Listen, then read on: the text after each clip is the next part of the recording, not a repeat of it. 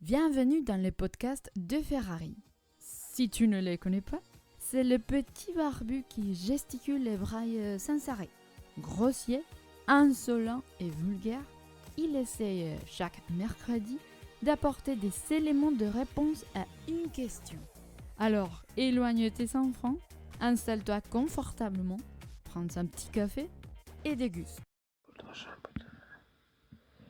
Alors, c'est tout malade du retour des Canaries que je vais faire ce nouveau podcast du mercredi, avec le 54e déjà. Là, on est sur la question de, non pas Pierre Perret, mais Pierre Perrault. Alors, il m'avait fait un truc, c'était à propos de la descente, comment gérer la descente à l'entraînement, en course, tout ça. Bah, comment gérer? Écoute, t'es en haut, faut aller en bas, quoi, hein, donc tu te démerdes. Après, que ce soit en course ou à l'entraînement, je pense que c'est un petit peu différent. Parce qu'en course, il n'y a pas trop matière à réflexion, alors qu'à l'entraînement, justement, on est là pour progresser pour la course. Donc on va le séparer en deux. Et puis aujourd'hui, on va se faire l'entraînement. Et puis une prochaine fois, on fera la course, peut-être avec quelqu'un qui descend bien. Comme ça fera une petite comparaison, parce que moi, je considère plutôt comme moyen, enfin avant que je me torde la cheville, parce que une fois la cheville tordue, je me considère maintenant comme un caillou carré. Oh la saloperie. Donc, allons-y pour comment gérer la descente à l'entraînement. En plus, j'y ai pensé ce matin. J'étais dans mon lit tranquillement, et non pas que j'en sois descendu si vite, mais j'ai vu Alain Roche sur sa page Enduractive là, sur Instagram qui a mis la case de fibre. Donc bien sûr, il parlait de descente quand il sous-entendait la case de fibre. Il fait ça maintenant, Alain. Alors au début, il faisait des vidéos, puis pour faire de plus en plus court, parce que c'est vrai que les gens sont de plus en plus cons, alors ils veulent des contenus de plus en plus courts.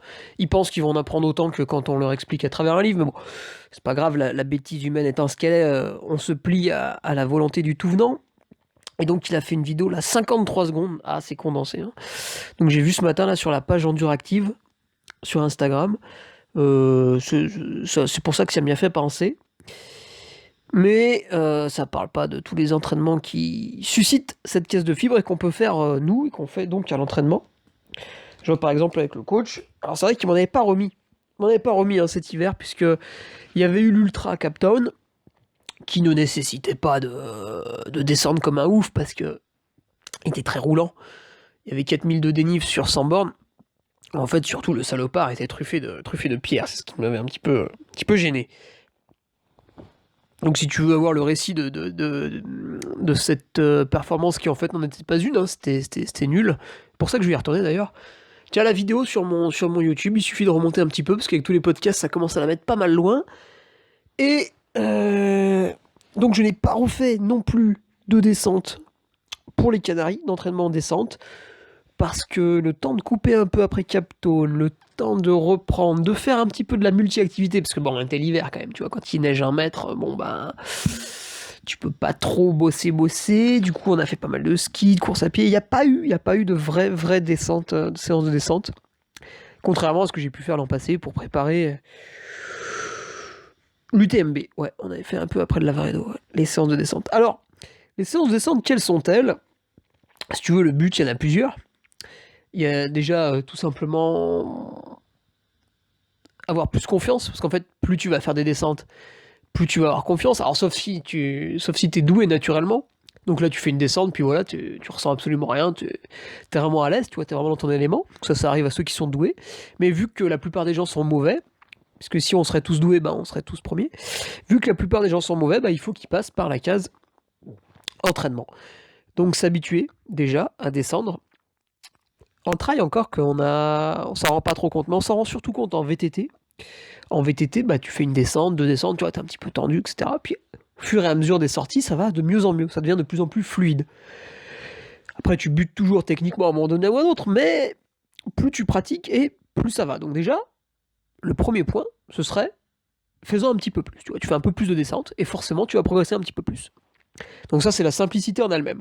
Après, si tu veux voir un petit peu plus du spécifique, donc on a toujours l'impression qu'en faisant du spécifique, on va économiser des heures d'entraînement et des années d'apprentissage, ce qui est partie juste, mais quand même grossièrement un petit peu faux quand même, puisque tu vois, c'est comme si tu veux t'entraîner à courir vite en faisant que des séries de 1 minute, la fois il va falloir courir vite pendant 20, ça va être plus compliqué. Enfin, c'est grossier, mais tu vois le truc, tu vois, à un moment donné, il faut pratiquer quand même, donc on peut pas spécifier outre mesure. Et donc tu fais des descentes, puis tu dis, bon allez, maintenant je fais une séance un peu différente. Alors nous, par exemple, ce qu'on faisait, c'est qu'on faisait le 3 fois 400 des moins. Donc tu prends une pente assez raide, hein, une pente... Moi là, tu vois, je suis dans le Malpassant. Pour ceux qui connaissent un peu autour de Chambéry, le Malpassant, c'est la moitié du KV qui va au passage du Cros, c'est une pente à un tout petit peu moins de 30% de moyenne, donc là tu te régales, hein. C'est un chemin qui est assez propre en plus, sauf cet hiver, parce qu'il y a des arbres qui sont tombés de partout, donc c'est une horreur, mais bon. C'est un chemin assez propre, très pentu, tu vois, 25-30%. Les coureurs de la Nivois les Revards connaissent bien, parce que c'est là où on montait ces 2 dernières années. Donc c'est un truc nickel. Donc tu montes, tu vois, dans ces chemins-là, tu montes tranquille, tu prends les bâtons, tu marches avec, tu vois. Tu montes vraiment. En fait, tu montes à pied parce que tu vas pas monter en bagnole, quoi. C'est déjà parce qu'écologiquement, c'est une hérésie. Et puis aussi, voilà, faut monter, quoi. Mais l'exercice, c'est bien la descente. Donc la montée, voilà, tu fais une petite marche bâton, gentille, cardio très bas, etc. Tout ce que tu veux. Et la descente, donc là, les 400 des moins. Bon, après, si t'es d'un niveau moins élevé, tu vois, s'il te faut des plombes pour monter les 400 mètres, t'en fais que 300. Pareil, si en descente, t'es vraiment très très mauvais, faisant que 300 des moins, ça suffira. L'idée, c'est de faire un peu moins de 10 minutes de descente, tu vois. 7-8 minutes. À fond, du coup. Et donc, ouais, une fois que t'arrives en haut de ta montée, bah, tu descends, là, tu lâches tout. Tu lâches tout, t'y vas. Alors, tu verras que ça... Enfin, soit tu fais mal l'exercice, ça, voilà, tout le monde est libre de mal faire les choses. D'ailleurs, certains ne s'en privent pas, dans tous les domaines, mais il faut vraiment être concentré, terrible. C'est en fait, quand t'arrives en bas, t'as l'impression que ça a duré une demi-journée tellement t'as été concentré. Parce que chaque pose de pied doit être excellente, exceptionnelle. Elle doit renvoyer merveilleusement bien, ça doit relancer à chaque fois. Tu vois, tu passes un virage derrière, c'est attaque de Lance Armstrong, tu descends, ça relance constamment. Le but, c'est d'en aller à fond le plus possible. Il m'est arrivé une fois d'ailleurs de rater un virage, hein, dans ce fameux Malpassant. Donc pour ceux qui m'accompagnent dans les randos courses quand on y va, bah, j'aime bien narrer l'histoire. En plus le coin est assez sympa, hein. J'étais tombé de plusieurs mètres quand même. Mais j'aurais eu le com, hein, sinon j'aurais eu le com de la descente. J'ai pas refait depuis. Donc tu vois, 3 fois 400 mètres de D-, tu fais le premier, t'arrives en bas, tu notes ton temps. Tu fais le deuxième, t'arrives en bas, tu notes ton temps. Puis bon, moi la dernière fois j'étais à peu près pareil, j'avais dû gagner une dizaine de secondes. Et surtout, tu le sens quand même. La dernière fois que tu descends, faut être vraiment très très concentré parce que tu sens que t'es un peu à la limite quand même. La jambe, elle peut partir à tout moment, tu vois, le muscle peut flageoler à tout moment. Ça, 3 fois 400 des moins, quasiment 10 minutes à chaque fois de descente à fond, ça te fait... ça t'explose complètement, hein. Derrière, t'as une... Toi, si tu veux faire du bi-quotidien, il vaut mieux mettre une séance de vélo après ça, parce que là, normalement, c'est casse maximale. Bien faire attention du coup à 48 heures après, parce que t'es censé avoir outrageusement cassé tes muscles, puisque là sur les 400 des moins, l'idée c'est d'aller vraiment plus vite qu'en course. Parce qu'en course, à moins qu'on fasse des choses très très courtes, mais même si tu commences à faire des trails de 30 bornes, enfin nous un trail de 30 bornes dans la région, en général t'as quand même 1500 mètres de dénivelé, du coup ça laisse supposer 2 bonnes descentes, qui durent chacune un peu plus de 10 minutes, donc forcément sur cet entraînement tu vas être à une vitesse supérieure de ta vitesse de course. Donc là, on est vraiment sur l'apologie du débranchage de cerveau. Mais en fait, pas du tout. Ça te force à te concentrer encore plus. Et même, au début, ça peut paraître facile. Tu vois, tu vas descendre 400 des moins. Bon, tu dis ça à n'importe qui dans la rue, je vais descendre de là-haut. Bon, il va pas te dire, écoute, c'est dur, fais attention, quoi. Mais en fait, si, parce que tu vas t'impliquer un maximum. Parce que le but, c'est justement de sortir de ton schéma classique où tu descends dans ton rythme de confort. Là, tu te pousses à aller plus vite. Et puis, bah, forcément, hein, malheureusement, c'est une séance qui est dangereuse, puisque à la moindre erreur, bon, bah, ça peut être la cheville, ça peut être... tu vois, tu tombes comme moi, alors j'avais tapé le bras assez fort, hein, j'aurais pu luxer, hein, donc... voilà, encore... il y a ceux qui ont de la chance, ceux qui n'ont pas de chance, donc là j'ai eu de la chance, hein, j'ai pas luxé, mais ouais, le bras, l'épaule avait bien tapé. Donc c'est une séance, c'est peut-être pour ça aussi, hein, qu'on n'en fait pas non plus énorme, bien que je la demande, hein, de temps en temps, parce que je sais qu'elle est bénéfique quand elle est bien faite. Mais bon, une chute, tu vois, un mauvais pose de pied est si vite arrivé que le 3 fois 400 des moins doit se faire vraiment très concentré. Un jour, on est frais, tu vois, tu fais pas ça sur fatigue. Tu fais pas ça sur fatigue, bah, pour 2 raisons, hein. Première raison, c'est qu'il faut vraiment que tes pieds ils se posent merveilleusement bien, tu vois, faut pas que tu sois courbaturé, parce que courbaturé, ta cheville elle va moins bien se poser, etc., donc ça va être plus dangereux. Et puis deuxième raison, il faut que le cerveau soit à même de bien réfléchir sur cet exercice, parce que sinon tu te déconcentres, tu penses à un autre truc, et puis bah, c'est la cata. Donc ça c'est l'exo, tu vois, bien sanguin, quoi. Après, plus cool, plus laxiste, qui peut se faire peut-être un peu plus souvent, enfin en tout cas, quand on a préparé le grand raid, on l'a fait assez souvent, celui-là avec Patrick, je pense, ouais, facilement une fois par semaine. C'est pendant une longue rando-course, donc là, bah, en plus tu prépares le grand raid, donc des rando-courses, t'as en bouffe à tire-larigot.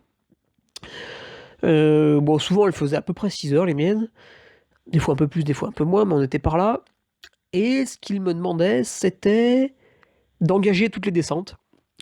Alors, qu'est-ce qu'on entend par engager toutes les descentes? Évidemment, tu ne peux pas aller à fond, puisque sur 6 heures de rando-course, si tu fais toutes les descentes à fond, bah en fait, ça n'existe pas. Tu vois, une descente à fond, c'est une descente qui va durer 10 minutes. Après, si tu fais une descente qui dure...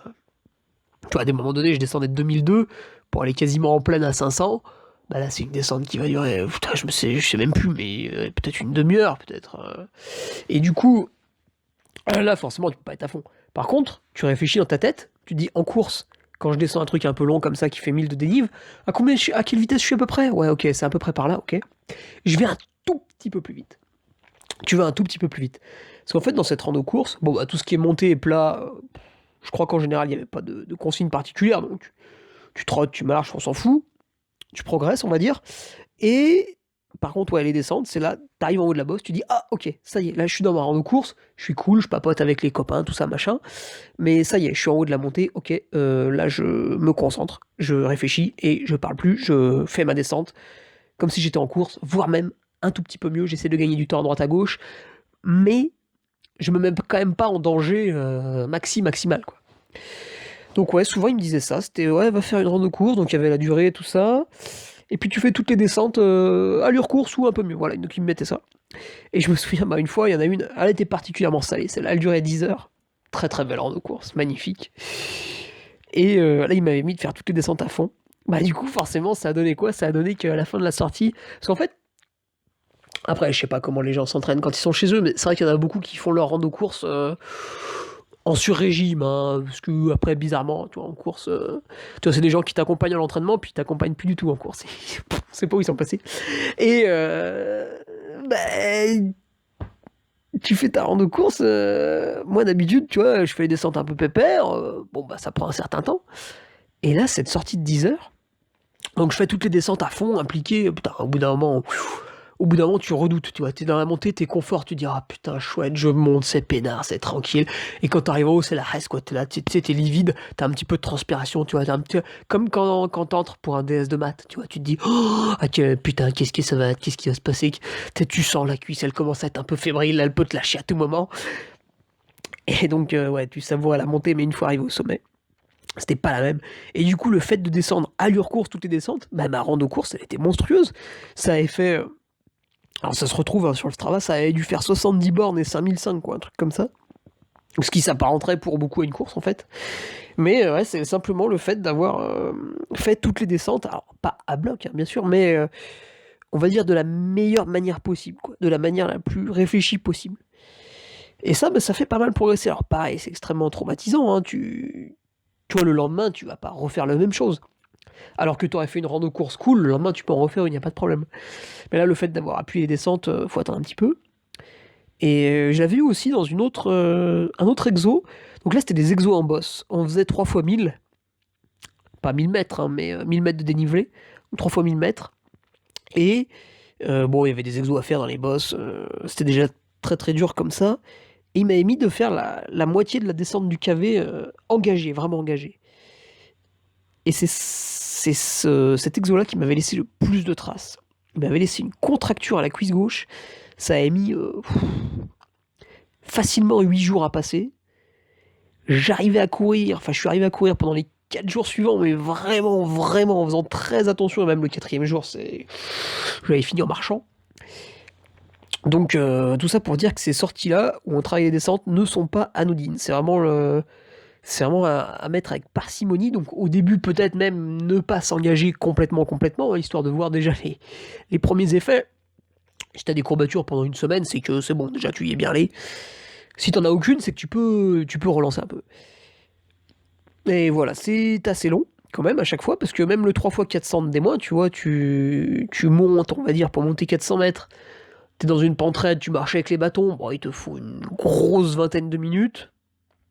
Et puis pour le descendre une petite dizaine, ça fait une demi-heure, 3 fois 1h30. Admettons qu'il y a un peu d'échauffe, qu'il y a un peu de retour au calme, ouais, t'es sur une séance qui va quasiment aller aux 2 heures.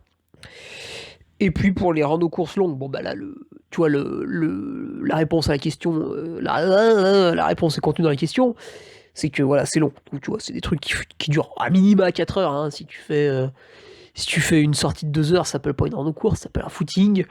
Et si tu fais toutes les descentes à fond sur 2 heures, tu vois, c'est pas... Là n'est pas l'intérêt, parce que sur ces sorties longues, l'intérêt c'est de faire des longues descentes, l'intérêt c'est d'en faire beaucoup, tu vois, d'en faire au bout d'1 heure d'effort, d'en faire au bout de 3 heures d'effort, d'en faire au bout de 5 heures d'effort, tu verras que c'est pas forcément pareil. Donc j'avais ces 2 types d'entraînement. Après, je ne me souviens pas avoir fait d'autre chose. En tout cas, pas purement en descente, mais pour se préparer. Bah après, bien sûr, il y avait toute la phase, non pas PPG, mais PPS, puisqu'on était dans le spécifique, préparation physique spécifique, où là-bas, tu avais tout ce qui était fente sautée, squat sauté, saut de grenouille, qu'est-ce qu'il y avait d'autre, les burpees aussi, qui sont pas trop mal, les foulées bondes, bah tout ça, bon, tu les fais un petit peu au début, comme ça, histoire de te remettre dedans, puis après tu prends un gilet de laisse de 10 kg, tu verras que c'est quand même beaucoup plus rigolo. Tu vois, le saut ne prend pas la même dimension avec 10 kg de plus. C'est là que tu voues ensuite un certain respect au gros, tu vois. Parce que d'un coup, tu mets le gilet de 10 kg, tu fais, ah tiens, je passe de 60 à 70, et tu fais, ah ouais, ah mais j'arrive pas à courir en fait. Enfin bon, après, c'est quand même bien de leur faute, hein, à un moment donné. Et puis, donc ça, c'est ce que je faisais moi. Mais j'avais vu, moi je lui ai jamais demandé non plus, tu vois, j'étais tombé là-dessus comme ça. C'est l'ami Robin Giaguet qui est en STAPS à Font-Romeu, mais qui doit, je pense, avoir fini, ou alors il doit être parti sur un master ou une thèse, ou je ne sais pas trop quoi. Enfin, ça ne m'intéresse pas vraiment, mais en tout cas, je sais qu'il est là-dedans. Et alors lui, il s'entraînait beaucoup la descente, il avait fait un... Mais peut-être qu'il bosse là-dessus en plus, voilà, ce serait intéressant de lui demander. Il a un jeu de lumière, donc ça on le voit chez certains kinés aussi, pour le gainage, tout ça, donc ils utilisent, tu mets 4 petits ronds lumineux, puis il y en a un qui s'allume, il faut aller le toucher, etc., etc. Et là en fait Robin faisait ça aussi, il les disposait en une d'une bosse, alors je sais plus comment il s'organisait, et donc il faisait ce petit exo, il y en a un qui s'allume, tac, faut aller le toucher, soit avec la main, soit avec le pied, donc ça fait qu'en fait d'un coup ton cerveau est hyper réceptif, hyper concentré, et une fois que t'as... est-ce qu'on pourrait dire préfatiguer ton cerveau? Ouais, je sais pas. Après, enfin, en tout cas, sur ces vidéos qui résumaient le truc, il se tapait une descente un peu à bloc. Et donc, je sais pas, peut-être, comme nous, on essaye de faire une pré-fatigue musculaire, bah lui, il essayait de faire une pré-fatigue dans le cerveau, ce qui n'est pas con, parce qu'il faut être très très concentré en descente. Donc, pour travailler, peut-être pas physiquement, mais plus mentalement la descente. Si tu veux, ouais, moi, les entraînements que je faisais, c'était plutôt, tu vois, bon, c'est du Patrick Bringer, hein, donc c'est, si tu vois Rambo qui tape sur son épée avec l'enclume, bon, bah voilà, c'est un peu ça. Et là, peut-être avec Robin, t'es plus dans une certaine finesse, mais qui, je pense, se complète pas trop mal. Pour avoir cette fois une dimension mentale de la descente. Pourquoi pas, en tout cas, ce serait pas mal de lui soutirer l'info. Mais je pense qu'il la délivrera à tous une fois qu'il aura fini de bosser dessus. Parce que ouais, le garçon bosse là-dedans, hein. Je ne sais pas exactement comment, mais il le fait. En tout cas, voilà. Après, je ne pense pas qu'il y ait plus de spécificités particulières. Peut-être, comme je le disais en amont, faire attention. Parce que le lendemain de ces séances, bah forcément, des fracasses. C'est des séances qui vont demander longtemps, hein, pour être complètement réparé. Même si tu as une courbature que pendant 3-4 jours, en fait, globalement, ton muscle va souffrir pendant une bonne semaine, hein, voire 10 jours. Donc ça, c'est des séances qui ne se font plus. Dans les 15 derniers jours à une compétition, c'est terminé, tu fais plus ça. Tu les mets bien en amont, tu les mets... Si t'as un objectif, tu vois, tu les mets bien 3 semaines avant. Hein. Former la canne, ça se fait en amont. Hein. Si tu te réveilles un peu trop tard, à un moment donné, il faut assumer, puis voilà, tant pis, tu vas au combat sans ton bouclier, hein. T'as oublié de le prendre en te levant, c'est ta faute, hein. Voilà, tant pis, tu prendras un coup de hallebarde. Hein. Tu vois, au Moyen-Âge, quand il y a un mec qui était en retard pour aller en campagne, le roi, il l'attendait pas, hein, tant pis, hein, il partait en slip sur son cheval, et puis il avait l'air con, et voilà, il traînait derrière. Donc fais ces séances bien en amont, tu vois, c'est intéressant de les faire à la sortie de l'hiver, avant d'avoir les petits objectifs estivaux. Et puis bien sûr, une fois que t'as passé toute ta matinée, ou toute ton après-midi, ou si t'es quelqu'un de très gourmand toute ta journée, à t'exploser la fibre en long, en large et en travers, qu'il y a eu un bain de sang phénoménal. La récupération est importante et il faut modifier donc son bol alimentaire, j'allais dire, puisque du coup, tu as forcément plus besoin de protéines, puisque tu as cassé du muscle, pour le réparer, certes, il lui faut un petit peu de glucides, mais là, du coup, l'ami muscle va avoir besoin de protéines. Donc, admettons, tu vois un sédentaire moyen qui glande strictement rien, bon, il est à 0,8 g par kilo de poids de corps. Bon, quand t'es un tant soit peu sportif en endurance, on va être plus sur les 1,2, etc., par là, quoi. Toujours avec une incertitude près. Je pense que vraiment, quand tu fais des grosses sorties bien cassantes, quand tu travailles la descente, voire même quand tu as tout donné après une course, tu peux passer, tu vois, la fourchette un peu haute, quasiment à 2 grammes par kilo de poids de corps. Après, au-dessus, je pense pas que ça serve à grand-chose. Déjà parce que même les culturistes naturels, hein, j'entends bien sûr, ne dépassent pas le 2,2 grammes par kilo de poids de corps. Donc si eux ne le dépassent pas, pourquoi nous on le dépasserait? Et en fait, ils le dépassent pas tout simplement parce que les mecs se sont rendus compte, donc c'est des gens qui réfléchissent un petit peu, tu vois, moi je suis le podcast de Rudy Koya, c'est très très intéressant, et ils se sont rendus compte qu'en fait au-delà, le corps le gérait plus, tu vois, le surplus ne le gérait plus, même s'il y avait des andouilles qui étaient à 3 grammes par kilo, et du coup, si tu manges en fait trop de protéines, c'est pas très très grave en soi, parce qu'en fait le surplus, tu vas simplement l'évacuer, donc ça se passe aux toilettes, et par contre malheureusement la protéine est un petit peu acidifiante, hein. Ça c'est comme les glucides, c'est acidifiant. Enfin, les protéines sont plus acidifiantes que les glucides, ça tu peux regarder sur le tableau des indices PRAL, PRL. Et du coup si t'en manges un peu trop, c'est un peu dommage, tu t'es acidifié, vu que tu t'es déjà acidifié à l'entraînement, ça commence à faire beaucoup d'acide. Et puis si en plus t'es quelqu'un qui mange pas beaucoup de légumes, tu basifies pas trop. Donc à un moment donné, il y aura peut-être une petite tension, tu vois, qui va venir t'emmerder, qu'on appelle communément la tendinite. Donc voilà, écoute, hein, moi je vois 2 séances type. Pourquoi pas ce truc là à Robin pour aussi bosser le cerveau en amont de la descente. Alors, juste un truc à rajouter peut-être aussi. Je sais pas si tu as vu le... Mais alors là, ça nécessite de connaître le parcours, hein. On est quand même sur une optimisation, là, je pense, c'est vraiment, tu vois, c'est juste cadeau pour finir le podcast. Mais quand tu vois le ski de descente à la télé, les mecs connaissent par cœur, tu vois. Et ils se font la descente dans leur tête. Du coup, en fait, quand ils arrivent sur le premier virage à gauche, le cerveau a déjà pensé qu'il devait tourner à gauche. Tu vois, il le sait déjà. Mais ça, c'est valable pour tout. L'imagerie mentale, donc en descente, ça peut être utile. Tu vois, si tu fais un trail qui est pas loin de chez toi, que tu connais la descente, que tu l'as reconnue, enfin voilà. Peu importe la raison, mais tu la connais, ça vaut le coup, peut-être avant la course, tu vois, la veille, je sais pas, peut-être, de te remémorer un peu le truc. Ah ouais, là, on plonge. Ah ok, là, c'est plus raide. Ah, après, c'est quand même moins raide, là, pendant un. Puis après, il y a un petit caillou à gauche, là, qui est un peu vicieux avec les 2 marches, là, faut faire bien attention, tout ça. Ça te permet, le jour de la course, d'être plus fluide, plus détendu, tu vois. Je vais pas dire de passer en pilote automatique, mais presque. Donc écoute, je te laisse là pour la descente en entraînement. Dès que j'ai un caïd, dès que j'ai un cabri là sous la main, on se fait la descente en course, le lâcher de cerveau, le posage, le débranchage total. Et puis on se retrouve mercredi prochain, mais peut-être pour quand même la petite vidéo CRD Canaries ce vendredi. Allez, j'essaie de la faire pour ce vendredi. Sur ce, salut. Épisode terminé. Il est disponible sur YouTube, SoundCloud et Facebook.